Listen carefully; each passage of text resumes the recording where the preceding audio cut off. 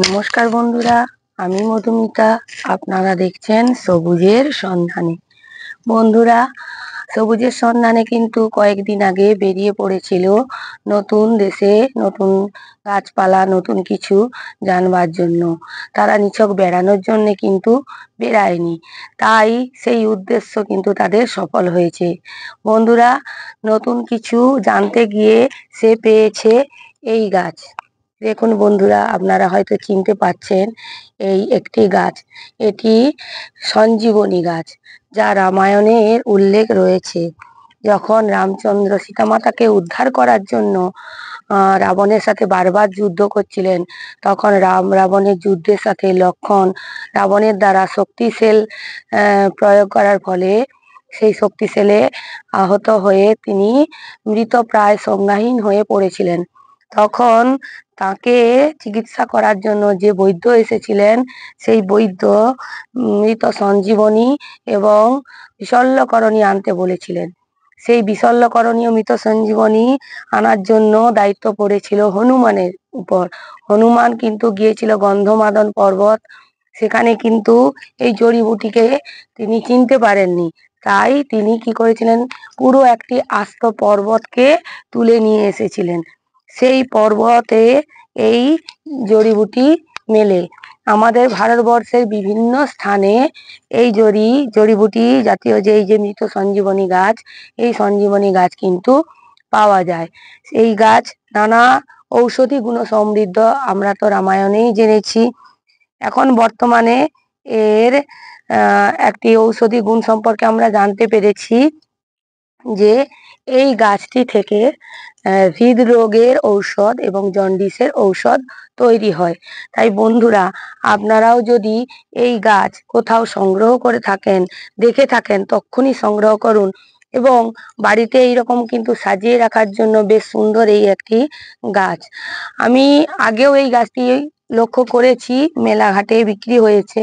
কিন্তু তখন আমাকে অনেকে বলেছিল যে এগুলো কিন্তু মানে মিথ্যা প্রচার, এই জিনিসগুলো কিন্তু গ্রিন হয় না, বেঁচে ওঠে না।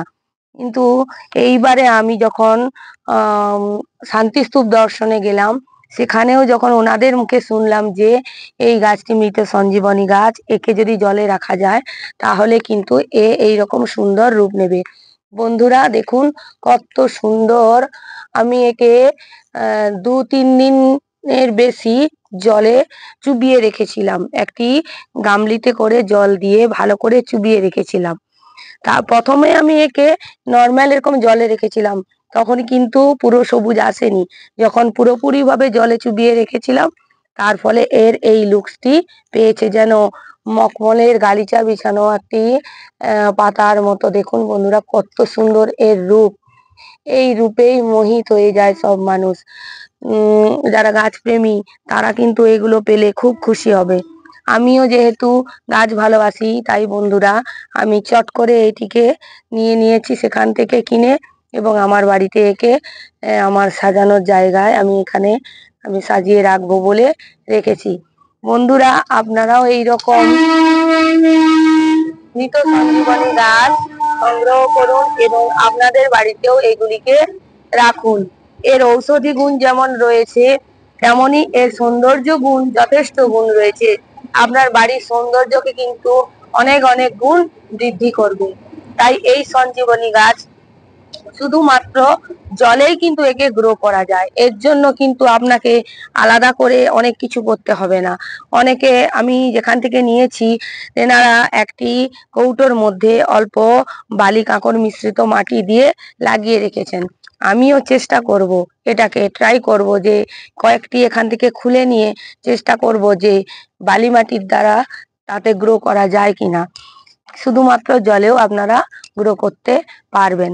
তাই আপনারা এই গাছটিকে যেখানে মেলা ঘাটে বিক্রি হবে অবশ্যই নিয়ে আসুন।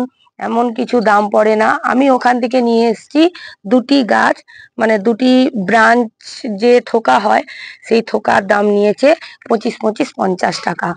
এবার বিভিন্ন জায়গায় বিভিন্নভাবে বিক্রেতারা বিক্রি করে, আপনারাও নিয়ে আসুন, আপনাদের বাড়ির সৌন্দর্য বৃদ্ধি করুন এবং গাছের সংখ্যা বৃদ্ধি করুন।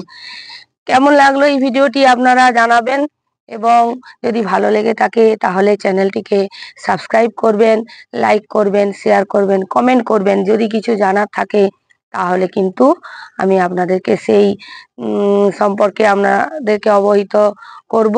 আমার যতটুকুনি জানা আছে আমি আপনাদের কাছে তুলে ধরব। আপনারা সবাই ভালো থাকবেন, দেখা হচ্ছে নেক্সট ভিডিওতে। নমস্কার।